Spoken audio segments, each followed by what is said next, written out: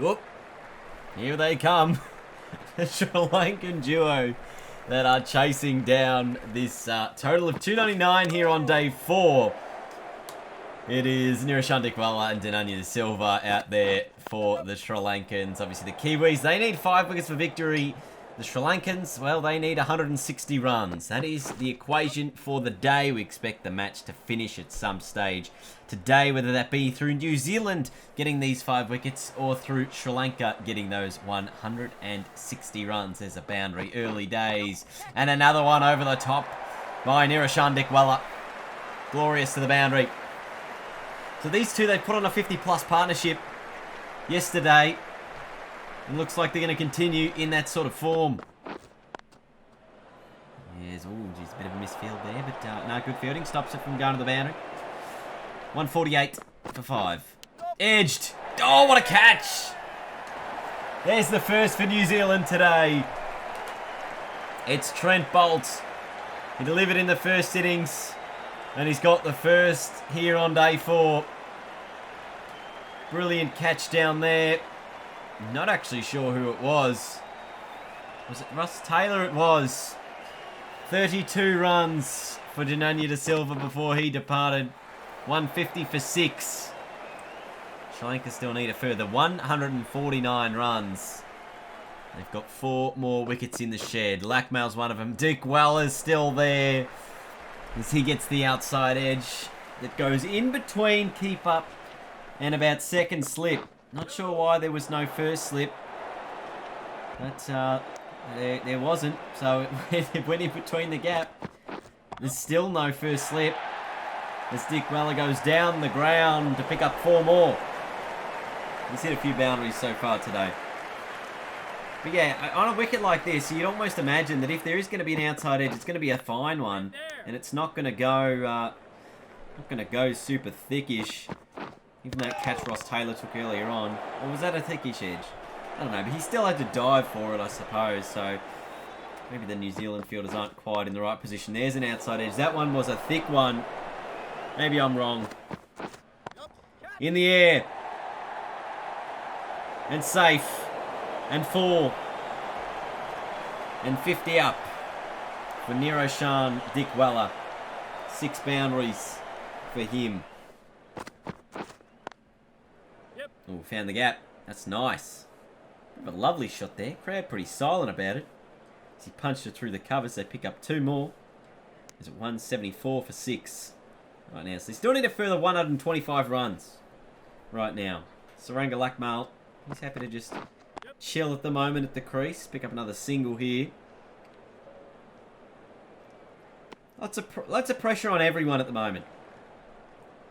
As we head into drinks. If New Zealand get the next wicket, they're in position A. But if Sri Lanka get another 30-40 runs, well, maybe they're in the strong spot. Edged and taken. And that's the end of Saranga Lakmal. Colin de Grandhomme gets the wicket. Hey, look at that. Oh, did it carry? The New Zealand players thought so. The umpire gave it out. Lakmal out for 10. Sri Lanka 176 for 7. I want to have a look here. Did this actually carry? We've seen the outside edge. That much is clear. But does it get to Watling on the full? See, I think that's bounced.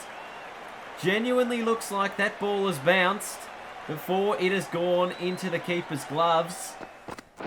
Well, in the end, disappointment for Sri Lanka as that's given out. They now only have 3 wickets in the shed. Dickwalla, lots of responsibility on him, and maybe he's going to try and get him quickly. I mean, there's still 114 runs to get. I suppose if you hit boundaries, they come quicker. There's an edge, and there's a dropped chance. Not sure why the keeper didn't just take that one, and why first slip Ross Taylor had to dive behind him to create the opportunity. Anyway, there's another edge that goes to the boundary as we tick over the 80th over. So that second new ball is taken. Zalimdar holds it up. Mitchell Stanton is going to have a go with it early. The new rock to the spinner. Interesting choice, given he hasn't exactly been the most dangerous off the bowlers, Santner, today. We saw the spin effective for the Sri Lankans, but Santner hasn't taken a wicket, and now he has. So there you go. The new ball works. Maybe just the spin option of Santner works. Little outside edge. Good catch taken. And the Sri Lankans lose another. 190 for 8. Vishwa Fernando, lots of responsibility on his shoulders now. Just got to survive. And he's happy to keep that out. But it really is all about Dick Weller. I mean, he really has to just be as proactive with the bat as possible here. Keep the strike. Try not to rotate it too often. Here you can see he'll want to pick up 2 to just keep strike. Drew a little bit of hesitation from Fernando there, but they get the 2, so happy to keep the strike. Oh, got him. Clean bowled him. It was Southey.